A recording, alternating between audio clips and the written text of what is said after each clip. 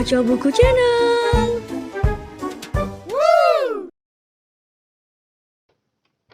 Assalamualaikum warahmatullahi wabarakatuh. Di sini saya akan melanjutkan membaca jurnal saya yang berjudul Lembaga Penyiaran Publik sebagai Media Penyiaran Perbatasan, Studi pada Radio Republik Indonesia Stasiun Kupang, oleh Yayat D. Hadiyat.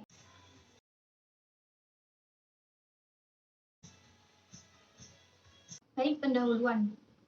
Saat ini manusia memasuki era masyarakat informasi di mana informasi menjadi bagian yang penting dan tidak terpisahkan dalam kehidupan manusia modern. Pada era ini, informasi menjadi komoditas yang penting dan strategis serta semakin luas memasuki berbagai sisi kehidupan masyarakat. Tantangan terbesar dalam membangun masyarakat informasi adalah pemerataan akses masyarakat terhadap informasi. Realitasnya terhadap kesenjangan yang signifikan antara harapan dan kenyataan yang terjadi di masyarakat. Masyarakat yang berada di wilayah terpencil seperti di perbatasan kurang memiliki akses terhadap informasi atau information poor. Karena kondisi prasarana dan sarana komunikasi seperti pemancar atau transmisi radio dan televisi serta sarana telepon di kawasan perbatasan umumnya masih minim. Media massa merupakan alat untuk menyampaikan informasi serta membangun opini publik dan membentuk persepsi dari masyarakat terkait dengan suatu isu. Pentingnya fungsi media massa sehingga idealnya media massa harus hadir di masyarakat termasuk di wilayah yang tertinggal, terpencil, maupun di perbatasan.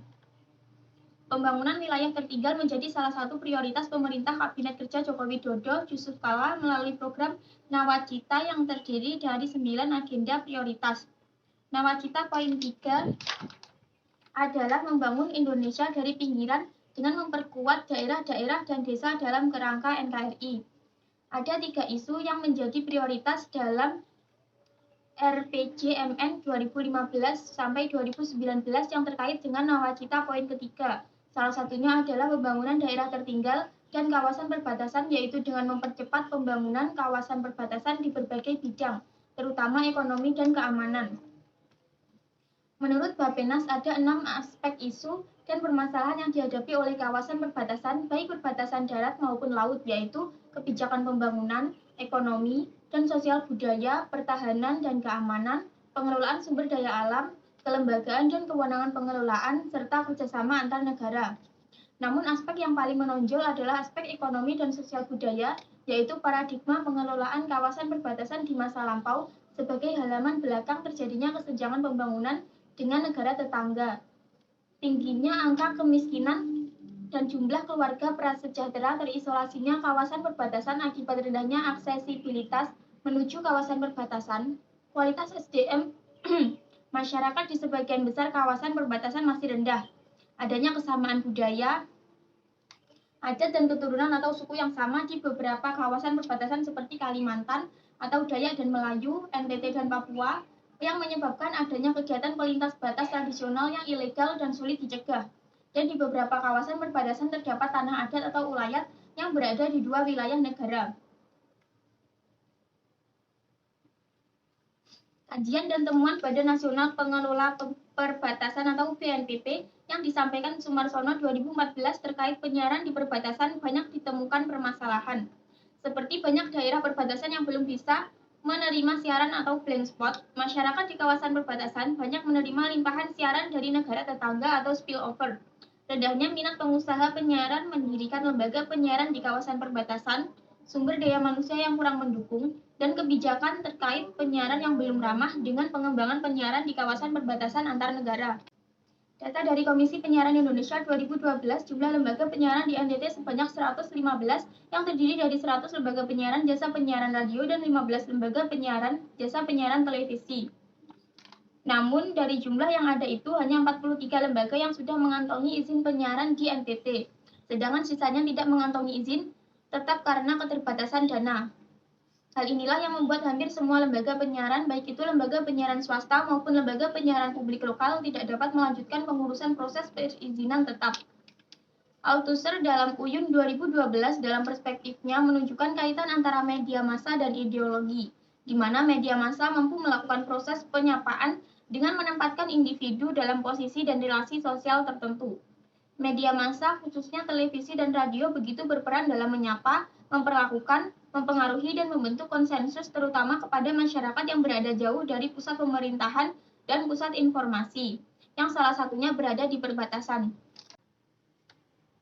Baik, menurut Bungin, 2008 media massa merupakan institusi yang berperan sebagai agent of change, yaitu sebagai institusi pelopor perubahan. Adapun fungsi media massa menurut McPhail 1987 antara lain 1. Media merupakan industri yang berubah dan berkembang yang menciptakan lapangan kerja, barang dan jasa, serta menghidupkan industri lain yang terkait. Yang kedua, media massa merupakan sumber kekuatan, alat kontrol, manajemen, dan inovasi dalam masyarakat yang dapat digunakan sebagai pengganti kekuatan atau sumber daya lainnya. Yang ketiga, media merupakan lokasi atau forum yang semakin berperan untuk menampilkan peristiwa-peristiwa kehidupan masyarakat, baik yang bertaraf nasional maupun internasional. Yang keempat, media berperan sebagai wahana pengembangan kebudayaan, bukan saja dalam pengertian pengembangan bentuk seni dan simbol, tetapi juga dalam pengertian pengembangan tata cara, mode, gaya, dan norma-norma. Yang kelima, media telah menjadi sumber dominan bukan saja bagi individu untuk memperoleh gambaran dan citra realitas sosial, tetapi juga bagi masyarakat dan kelompok secara kolektif. Lembaga Penyiaran Publik atau LPP diatur dalam Peraturan Pemerintah Republik Indonesia Nomor 11 Tahun 2005 tentang penyelenggaraan penyiaran lembaga penyiaran publik. Definisi lembaga penyiaran publik adalah lembaga penyiaran yang berbentuk badan hukum yang didirikan oleh negara, bersifat independen, netral, tidak komersial, dan berfungsi memberikan layanan untuk kepentingan masyarakat. Lembaga penyiaran publik dapat berorientasi pada kebutuhan masyarakat dengan cara memperlakukan masyarakat atau publik sebagai warga negara yang wajib dilindungi haknya dalam memperoleh informasi, bukan sebagai objek sebuah industri media penyiaran semata. Lembaga penyiaran publik diperlukan oleh Negara Kesatuan Republik Indonesia yang merupakan negara kepulauan, berfungsi sebagai identitas nasional atau flag carrier, pemersatu bangsa, dan membentuk citra positif bangsa di dunia internasional. Selain bertugas menyiarkan informasi, pendidikan, budaya, dan hiburan, lembaga penyiaran publik mempunyai 4 prinsip. Yang pertama, siarannya harus menjangkau seluruh lapisan masyarakat di seluruh wilayah Negara Kesatuan Republik Indonesia atau General Geographical Availability. Yang kedua, siarannya harus mencerminkan keragaman yang merefleksikan struktur keagamaan, realitas sosial, ekonomi, dan budaya masyarakat. Yang ketiga, programnya harus mencerminkan identitas dan budaya nasional. Yang keempat, penyajian siarannya hendaknya bervariasi. LPP yang terdiri dari RRI, TVRI, dan Lembaga Penyiaran Publik Lokal atau LPPL. Salah satu lembaga penyiaran publik adalah Radio Republik Indonesia yang merupakan satu-satunya radio yang menyandang nama negara yang siarannya ditujukan untuk kepentingan bangsa dan negara. RRI sebagai lembaga penyiaran publik yang independen, netral, dan tidak komersial yang berfungsi memberikan pelayanan siaran informasi, pendidikan, hiburan yang sehat, kontrol sosial, serta menjaga citra positif bangsa di dunia internasional. Besarnya tugas dan fungsi RRI yang diberikan oleh negara melalui Undang-Undang Nomor 32 Tahun 2002 tentang penyiaran, PP 11 Tahun 2005 tentang Lembaga Penyiaran Publik, serta PP 12 Tahun 2005. RRI dikukuhkan sebagai satu-satunya lembaga penyiaran yang dapat berjaringan secara nasional dan dapat bekerja sama dalam siaran dengan lembaga penyiaran asing. Salah satu perubahan peran RRI setelah menjadi lembaga penyiaran publik adalah sebagai sabuk pengaman informasi atau safeguard information. Sampai tahun 2015, RRI memiliki 90 stasiun penyiaran di seluruh Indonesia.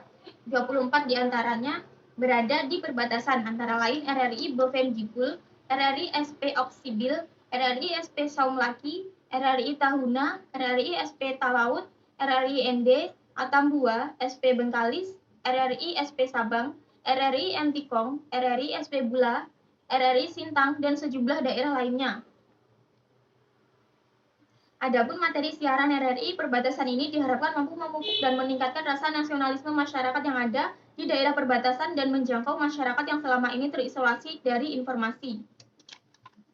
Menurut Direktur Utama LPP RRI, Rosa Trita Nikenwi Diastuti, 2015, alasan RRI memperluas jaringan siaran hingga ke wilayah perbatasan ada 3, yaitu yang pertama adalah untuk membuka isolasi informasi.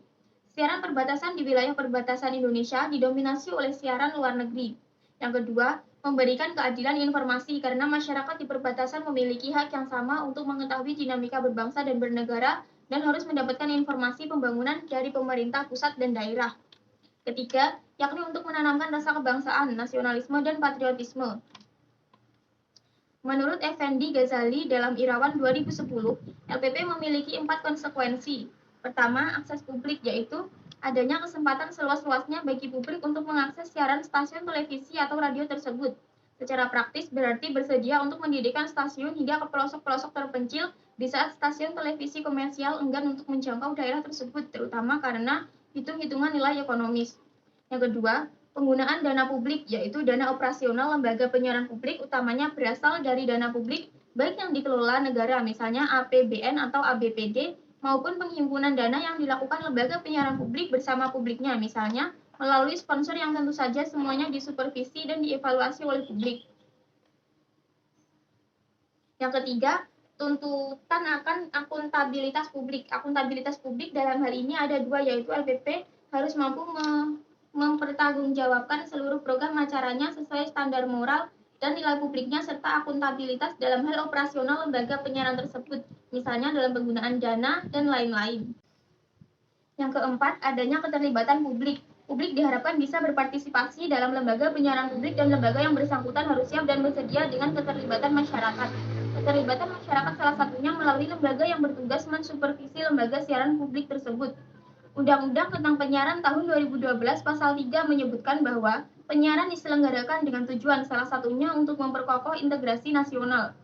Selain itu, Undang-Undang Dasar 1945 juga menjamin masyarakat untuk memperoleh informasi seperti yang tercantum dalam pasal 28F bahwa setiap orang berhak untuk berkomunikasi dan memperoleh informasi untuk mengembangkan pribadi dan lingkungan sosialnya, serta berhak untuk mencari,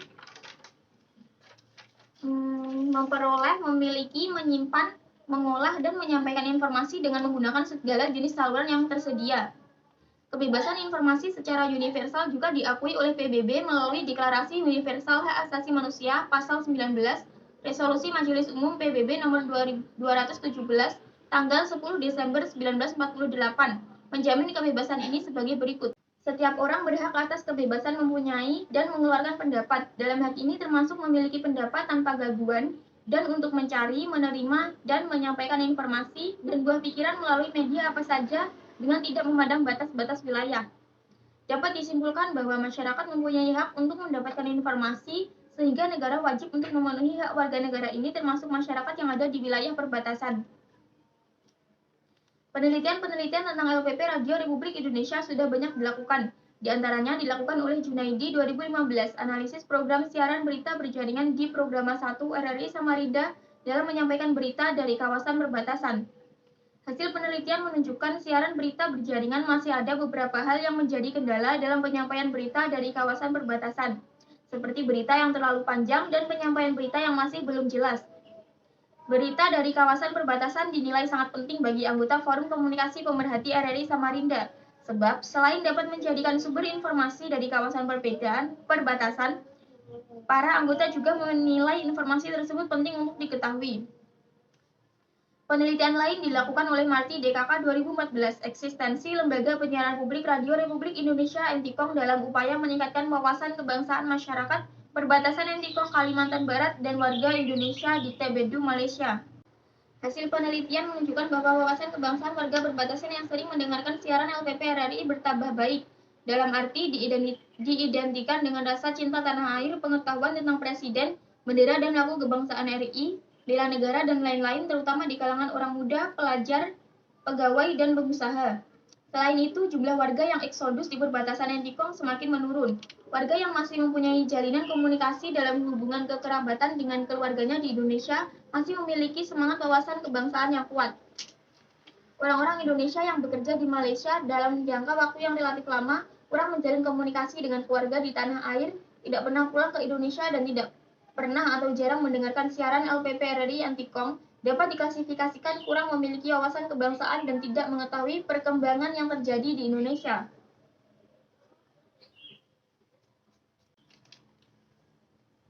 Kebijakan pemerintah belum berpihak sepenuhnya kepada bidang penyiaran di perbatasan karena dinilai belum merupakan masalah utama, masih terkalahkan dengan isu kemiskinan, pembangunan jalan dan jembatan, infrastruktur, air bersih, pembangunan pasar, dan isu pendidikan.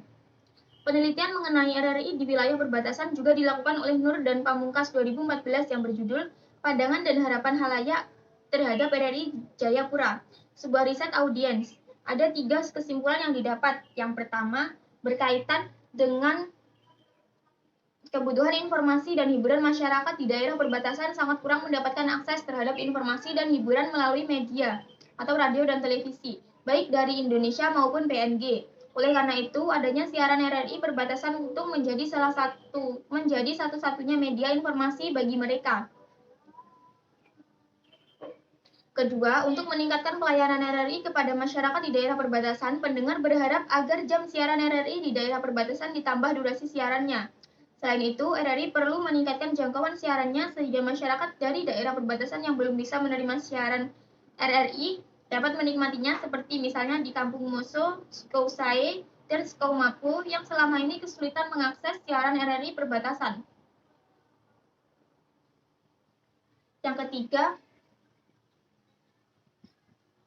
ketiga, dari sisi konten atau isi siaran, pendengar RRI di daerah perbatasan mengusulkan adanya peningkatan beragam isi siaran, diantaranya siaran pertanian, program siaran yang menumbuhkan rasa kebangsaan Indonesia, khususnya bagi masyarakat perbatasan, program pendidikan di berbagai bidang ilmu pengetahuan, program kesehatan, dan pemberdayaan ekonomi. 2 LPP nasional yang ada di NTT yaitu Radio Republik Indonesia dan Televisi Republik Indonesia belum dapat melayani informasi untuk seluruh kabupaten atau kota yang ada di NTT dengan maksimal. Padahal, hak warga negara adalah memperoleh informasi tanpa harus tersekat oleh batasan geografis. Lembaga penyiaran publik harus hadir dalam memberikan akses informasi kepada masyarakat, khususnya wilayah perbatasan yang memiliki masalah tersendiri jika dibandingkan dengan wilayah lain di Indonesia. Adanya siaran asing dari Timor Leste yang memasuki teritorial negara Indonesia menjadi permasalahan tersendiri untuk masyarakat wilayah perbatasan karena informasi yang masuk bisa mempengaruhi semangat kebangsaan apalagi ketika negara tidak hadir untuk memenuhi hak masyarakat terkait dengan akses informasi masyarakat di wilayah perbatasan. Berdasarkan fenomena di atas, maka peneliti tertarik untuk meneliti bagaimana peran lembaga penyiaran publik Radio Republik Stasiun Kupang sebagai media penyiaran perbatasan. Perbedaan penelitian ini dengan penelitian terdahulu di atas adalah pada objek penelitian yaitu fokus pada permasalahan lembaga dan fokus penelitian yang berada di LPP RRI Stasiun Kupang. Baik, selanjutnya hasil dan pembahasan. RRI Stasiun Kupang lahir dari hasil perjuangan putra-putri Nusa Tenggara Timur menjelang pembentukan Provinsi Nusa Tenggara Timur. Pada tanggal 20 November 1958 mengudara siaran perdana dengan stasiun Pol. Inilah Radio Republik Indonesia Stasiun Kupang. Selama kurang lebih 30 tahun, RRI Kupang adalah satu-satunya media massa yang menjadi bagian dari pembangunan di Nusa Tenggara Timur.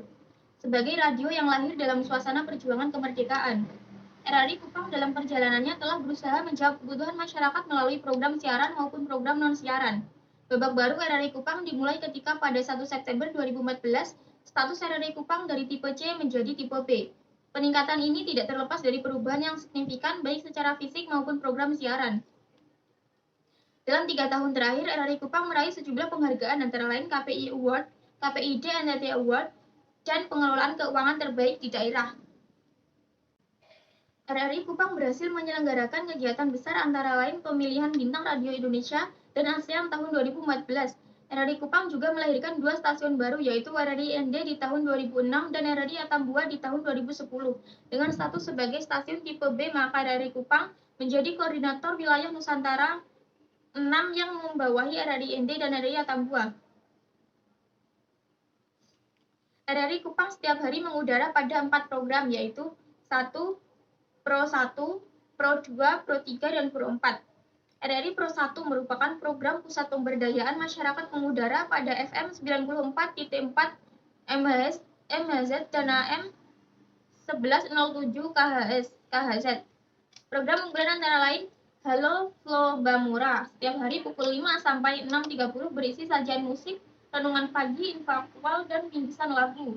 Dialog Flo Bamura pagi setiap Senin sampai Sabtu pukul 9 sampai 10 berisi dialog tentang isu yang aktual.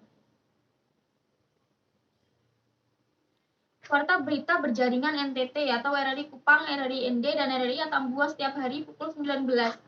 kontak pendengar setiap Senin sampai Sabtu pukul 21 sampai 22 dan album Nostalgia hari Minggu pukul 21. RRI Pro 2 merupakan pusat kreativitas anak muda mengudara pada FM 90.9 MHz. Program acaranya antara lain Pro 2 Hot Isu, Pro 2 Gokil, Curhat Dong, Seni Kata, Pro 2 Resensi, Mading Pro 2, Suka-Suka Jauh, dan Promatif, dan acara berjaringan pro nasional, yaitu acara Top 10 lagu-lagu terbaru di tanah air. Sedangkan Pro 3 merupakan program berita berjaringan nasional yang mengudara di FM 101.9 MHz. Adapun Pro 3 merupakan siaran khusus pendidikan dan budaya mengudara pada FM 104.3 MHz. Program unggulannya antara lain Flo Bamura Malole setiap hari pukul 5.30. Keliling Indonesia, sajian lagu daerah Indonesia serta gambaran wilayahnya, dan Okomama atau dialog berbudaya setiap Senin sampai Sabtu pukul 16. Siaran RRI Kupang selain dapat ditangkap melalui frekuensi AM, FM, juga dapat diakses melalui streaming internet maupun RRI Play yang dapat didownload di Android Market. Sejak tahun 2009, RRI sudah memberikan perhatian terkait dengan perbatasan dengan mendirikan stasiun produksi di wilayah perbatasan pertama, yaitu stasiun Entikong. Sementara RRI Atambua didirikan pada 2010. Rata-rata stasiun produksi RRI di wilayah perbatasan sudah menjadi satuan kerja atau satker yang dipimpin oleh kepala stasiun bukan lagi koordinator.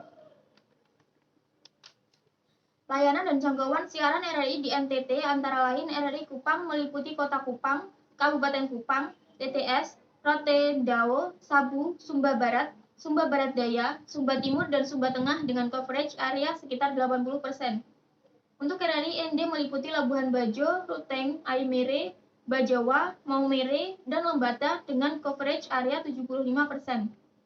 Sedangkan RRI Atambua meliputi Kabupaten Belu, Malaka, Kabupaten TTU, dan Kabupaten Kepulauan Alor dengan coverage area 90%. Ada beberapa kendala terkait dengan infrastruktur antara lain kondisi letak tower RRI Kupang berada pada lokasi 81 meter dari permukaan laut. Sementara perlu tower yang tinggi, RRI ND memiliki layanan yang luas dengan teritorial berbukit-bukit dan kepulauan. Dan belum memiliki peralatan dan tower untuk stasiun relay sendiri. RRI Atambua dengan wilayah perbatasan sepanjang 288 km memiliki sarana yang sangat terbatas, baik dari sarana prasarana apalagi kesejahteraan petugas di perbatasan yang belum terjamin.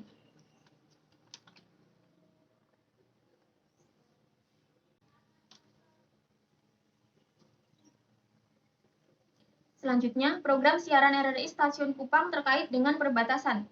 Secara nasional, ada program siaran perbatasan yang dilakukan RRI Pro 3 yang dirilai seluruh RRI, yaitu program yang dinamakan siaran perbatasan. Untuk siaran perbatasan yang dilakukan oleh RRI Kupang ada beberapa program. Salah satu program perbatasan yang saat ini dilakukan LPP RRI Kupang, Atambua, dan ND adalah dengan membangun siaran berjaringan internasional dengan radio televisi Timor Leste yang diberi nama Lian Ami Z, yang artinya Suara Persahabatan RI RDTL. Format siaran acara Lian Ami Z berbentuk dialog dan hiburan yang disiarkan secara live di RRI Kupang dengan radio televisi Timor Leste. Program siaran kerjasama ini diadakan 2 kali setiap bulan. Dalam setiap paket siaran itu, ada topik yang dibahas sesuai dengan isu yang lagi berkembang di kedua negara. Misalnya, topik yang pernah dibahas adalah bagaimana mencegah narkoba di perbatasan. Isu narkoba menjadi penting karena perbatasan Timor Leste menjadi salah satu pintu masuk narkoba ke Indonesia. Narasumber yang dihadirkan oleh Kepala BNN di Kupang Radio Televisi Timor Leste menghadirkan Menteri dan Kedubes RI yang ada di Timor Leste. Isu diangkat secara bergantian antara RRI Kupang dan Radio Televisi Timor Leste. Program acara ini dibuat sejak Januari 2015 dan merupakan inisiatif dari RRI Kupang setelah melakukan kunjungan ke Timor Leste untuk menjajaki kerjasama siaran bersama. Program kerjasama ini disetujui oleh Direktur Utama RRI karena dipandang sesuai dengan visi dan misi RRI. Perjanjian kerjasama ini dibuat sejak 2013 tetapi baru terrealisasi pada 2015. Program ini diadakan 2 kali sebulan, yaitu minggu pertama dan minggu keempat setiap hari Rabu jam 12.00 sampai 14.00. Program siaran perbatasan lain yang ada di RRI Kupang adalah program Bingkai NKRI, yaitu siaran bersama antara RRI yang berada di perbatasan terluar Indonesia, yaitu Sabang, Merauke, Miangas, dan Pulau Rote yang berlangsung seminggu pertama setiap bulan. Program Bingkai NKRI sudah mengudara sejak awal tahun dan rencananya akan dikembangkan lagi dengan mengikut sertakan RRI yang ada di Pulau Sebatik. Kelima RRI ini akan bergabung menjadi satu kesatuan sehingga dapat memperkuat NKRI dengan bertukar kabar terkait dengan perbatasan. Kota Atambua merupakan wilayah yang berbatasan langsung dengan Timor Leste yang paling ramai jika dibandingkan dengan wilayah lain sehingga didirikan RRI khusus perbatasan yaitu RRI Atambua. Program perbatasan yang ada di RRI Atambua adalah Cinta Tanah Air dan Lintas Batas yang disiarkan tiap hari di RRI Pro 1. Selain itu, RRI Atambua pernah membuat siaran untuk menggugat nasionalisme karena pengetahuan masyarakat terutama anak-anak di wilayah perbatasan masih minim. Kondisi yang ada masih banyak yang tidak tahu Presiden Indonesia sekarang. Masih banyak siswa yang tidak hafal Pancasila. RRI Atambua sering memutar-mutar lagu nasional, pengenalan Pancasila, Presiden Indonesia, dan lain sebagainya untuk menggelorakan nasionalisme.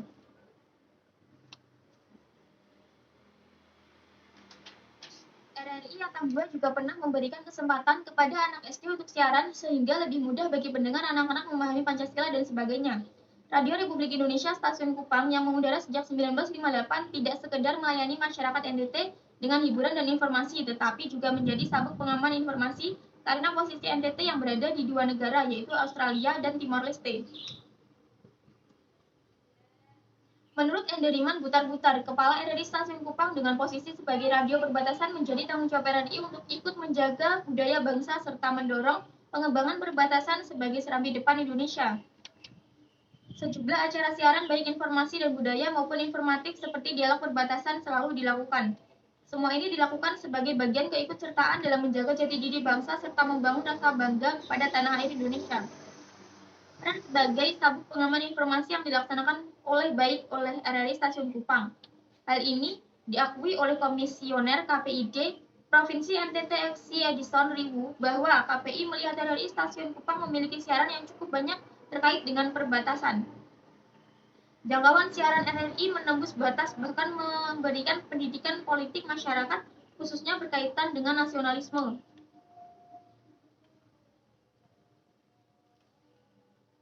Ada proses ideologisasi kemudian juga berkontribusi bagi masyarakat yang ada di perbatasan utamanya terkait dengan nasionalisme. Baik, sekian dari saya. Wassalamualaikum warahmatullahi wabarakatuh.